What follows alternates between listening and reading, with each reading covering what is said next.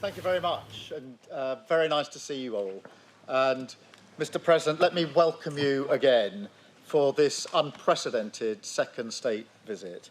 And it's a great pleasure for me personally to welcome you to my home from home here at Chequers. And thank you very much for taking the time to say hello to the staff who are absolutely, they've done a brilliant job and they've been preparing for weeks. And it's really so good to have you here. So thank you so much. You are among friends. And I think we all agree there's so much to celebrate in the special relationship between our two countries. By standing together in war and in peace, this bond is the very foundation of our security, our freedom, and our prosperity. But what is the relationship all about when it comes down to brass tacks?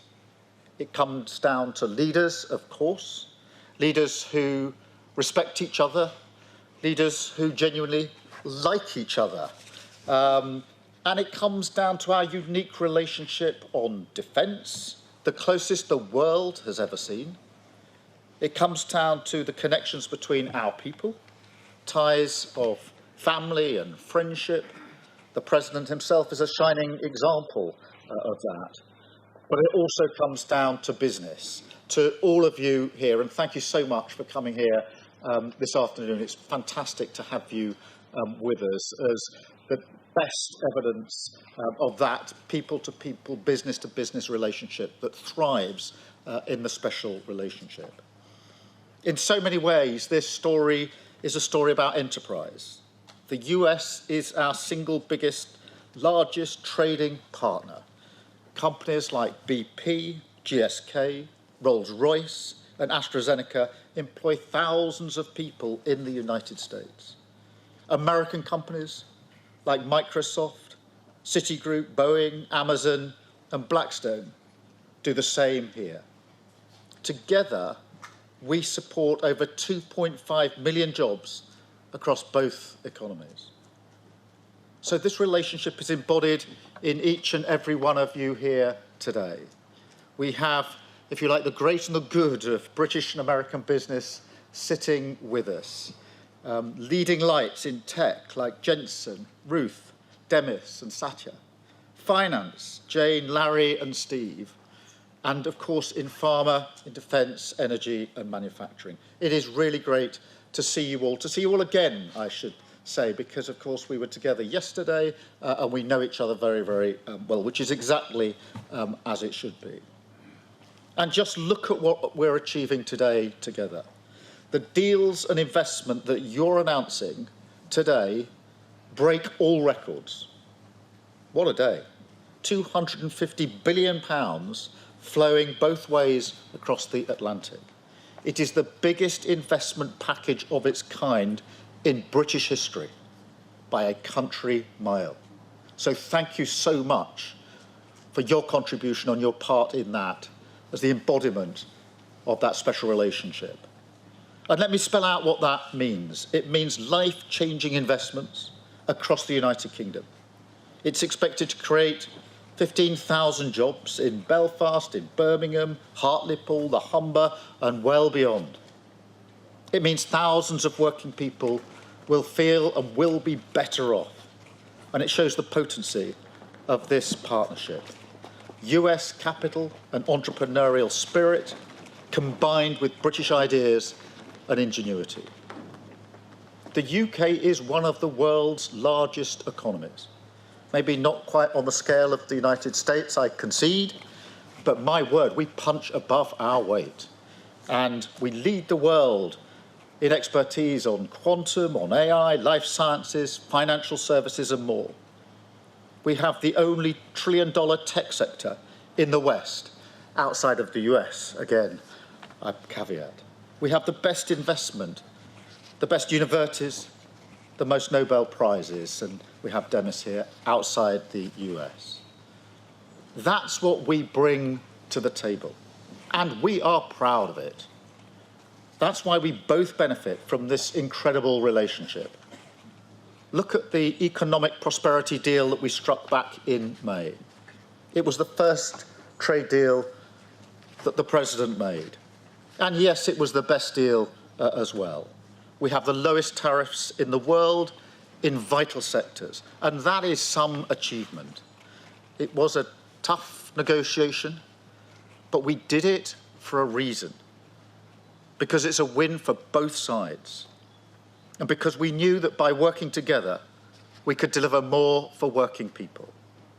We could help the businesses here today to thrive and help you create good, well-paid jobs in communities up and down our country. And ultimately, that is the test of the special relationship. How much it delivers for honest, hard-working people to make them safer and better off. We've already taken a big steps forward, and we're going further today, much further. In a moment, the President and I will sign our groundbreaking new technology partnership, the Tech Prosperity Deal. It's a blueprint to win this new era together, shape it according to our shared values, and seize the incredible opportunities that are on offer. I want to thank all of you for supporting this vision. We have huge new investments from NVIDIA, Nscale, OpenAI, Google, Salesforce, and many more, backing cutting-edge British jobs for years to come. And of course, tech needs energy. So to fuel this revolution, we've struck a new deal on civil nuclear power. We discussed this, Mr. President, last time we were together, and the opportunities we had.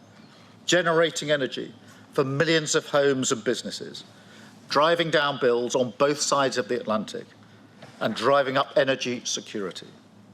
So I want to thank everybody here for supporting this too, with brilliant job-creating investments from Momentum and others, including building up to 12 advanced nuclear reactors in the northeast. So this is a great day for the special relationship, a celebration of what has gone before, of course, but more than that, a moment to deliver investments, jobs, and deals which will improve people's lives now and light up the special relationship for years to come. So thank you all. And now it is my pleasure to hand the floor to my friend, our friend, President Trump. Thank you very much. Thank you. And great job.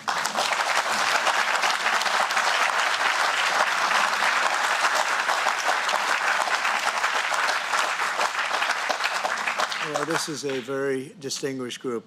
I can tell you that's what I do for a living. It was before politics. I would have to deal with you, and you are the best. You're the best in the world, and you're here. And it's an honor to have all of these great leaders. Really an honor. But I'm sincerely grateful to Prime Minister Starmer and Lady Starmer for welcoming us to this very special home, this beautiful place.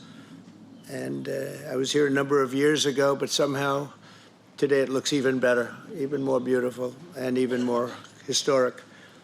Melania and I are forever thankful to His Majesty King Charles III and Her Majesty Queen Camilla.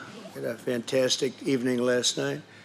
But the exquisite honor of a second official state visit, the first ever, it's the first time it's ever been done, was, really was an honor. Such great history, and to think it's a first.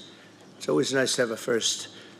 But the ties between our countries are priceless, and it's really an inheritance. It's a beautiful inheritance. Today we're making those ties closer than ever before. We've done some things that financially are great for both countries, and we work together, and it keeps us together, and I think it's an unbreakable bond we have, regardless of what we're doing today. I think it's unbreakable.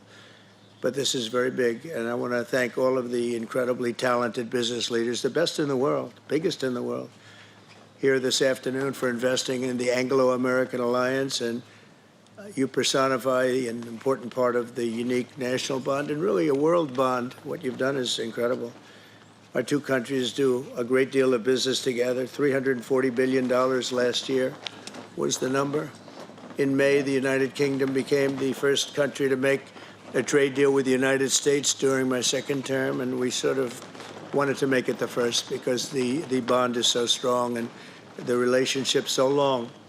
That agreement will create billions of dollars in opportunities for American farmers to sell their products into the UK, reduce barriers to trade, and give the U.S. manufacturers better access to the UK's world-class aerospace supply chain, which is really is world-class. A lot of people don't understand it, the importance of that particular asset that you have. It's a beautiful job you've done. There's no more natural partnership in the world. Together, we're building up the industrial capacity of both of our countries, which is crucial to our defense. And we work so well together in defense. I met so many of the leaders of your defending group, and many of them I've known by name, but now I know them pretty well. We had some very good meetings today and yesterday.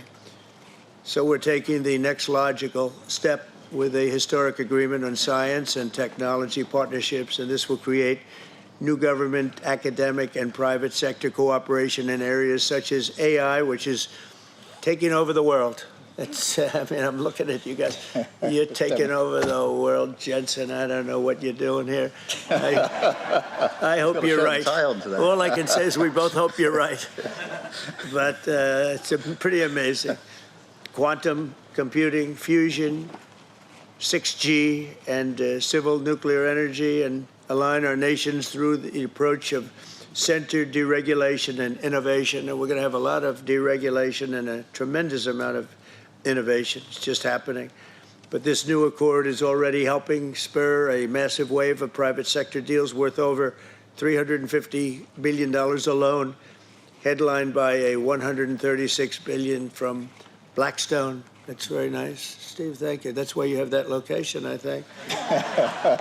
It's considered the best seat all the year. Yours is pretty good, too, Jensen. That's good. That's great, Steve. You know what you're doing better than anybody. American company X Energy and British company Centrica has been announcing, and really for a long while they've been talking about this deal, the deployment of modular nuclear reactors across the UK, all across the UK. It's been in the wind for a couple of years, and now we're getting it done, generating more than $50 billion in economic value, creating up to 2,500 jobs, and powering 1.5 million homes. That's a lot of homes. 7 decades after British genius Alan Turing pioneered the field, this agreement will also help America and our British allies dominate the future of artificial intelligence. You need the energy. You have to have the energy. That's one thing I learned very quickly. They need a lot of electricity. In the United States, you need double what we have right now just to maintain that fight. We're right now, and I want to say, leading China and the world by a lot in AI, a lot. And we're creating tremendous amounts of energy and letting you create your own electricity in many, many cases. And we're giving you very rapid approvals. We're getting them approvals like they've never seen before. They used to wait 15 and 20 years to be rejected. Now they wait 2 weeks or 3 weeks to be accepted. That's a pretty big difference. And at the same time, we always have the environment in mind, but we move them along. But we're committed to ensuring that you have secure and reliable sources of American AI and quantum technology. We intend to always be the UK's strongest, closest, and most trusted business partner. Very important to us. The relationship is very important. 1 year ago, our country was in serious trouble. The King of Saudi Arabia, a great gentleman, you all know him.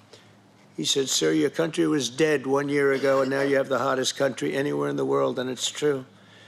We'll have more than $17 trillion invested in our country this year, 17 trillion, which is many, many times what we had last year, and we're only in our just about almost 9th month, it's moving along quickly. It's amazing. I was saying we're in our 3rd month, our 4th month, our 5th month, but we're at, it's going to be over $17 trillion. No country has ever had anything like that, even close.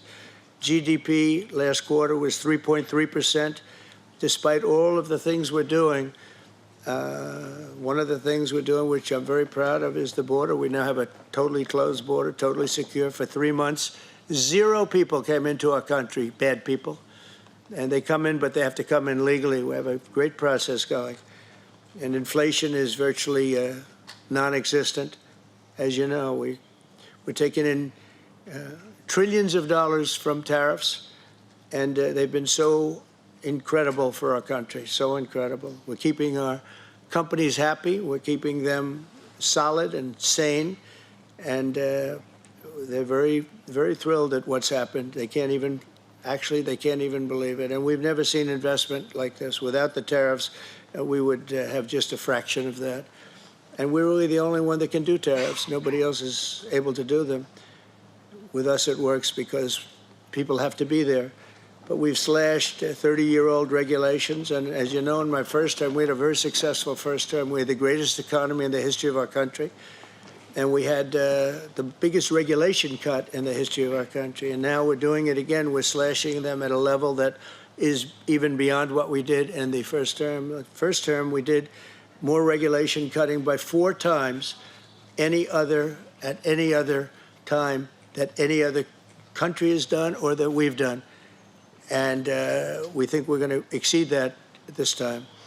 And we'll have regulation, but it'll be sane regulation. It'll be regulation that allows you to compete and do your thing, or regulations that you're able to get around and do things and you no longer have that regulation. But we slashed regulations at a level that's never been done before, and we're doing it at the same level right now. I recently signed the largest tax cuts in our country's history, and the bill includes a 100% expensing for investments in equipment and factories. Nobody's ever seen anything like that, and it lasts for a 10-year period, so it's going to be there for a while. But the countries and companies are coming into our country for the expensing aspect of the bill. It was in I call it the big, beautiful bill, the great, big, beautiful bill.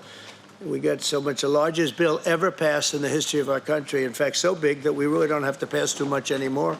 We can just do this for 4 years, implement. You know, I like to implement because the bills are wonderful, but you have to implement. But the expensing is going to be the reason, I think, that bigger than anything else, when you have 1 year expensing, you can write everything off in the first year, including structure.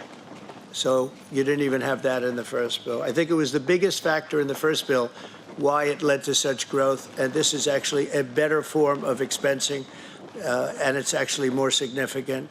So today, America is strong. Our economy is, I think, potentially the strongest it's ever been. We'll see very soon those big places that are being built all over the country. Car companies are moving in.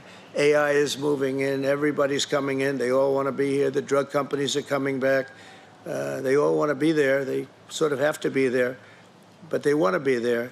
But with this agreement, our cherished friendship with the United Kingdom is getting stronger and stronger. And again, I want to thank the Prime Minister. He worked very hard on this and getting this deal done. This is long in the making. They've been talking about it for a long time, and we got it done. And it's a real honor to be with you. And thank you very much. Thank you.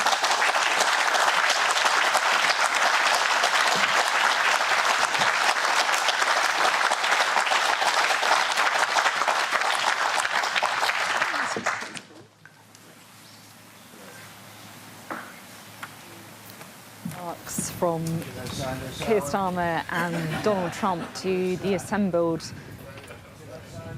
players. If the deal's no good, I'm blaming you, Scott. It's a great honor. It's a little joke there, a little laugh from the man who Keir Starmer referred to as his friend. And it does feel like an unlikely kind of warm working relationship, at least, has been formed between the two leaders. And of course, this really one of the key moments of the state visit. We've already seen the multi-billion pounds worth of announcements from those tech companies in Britain, in the UK. And I think there'll be some relief in Number 10 about that too. Well, we're joined by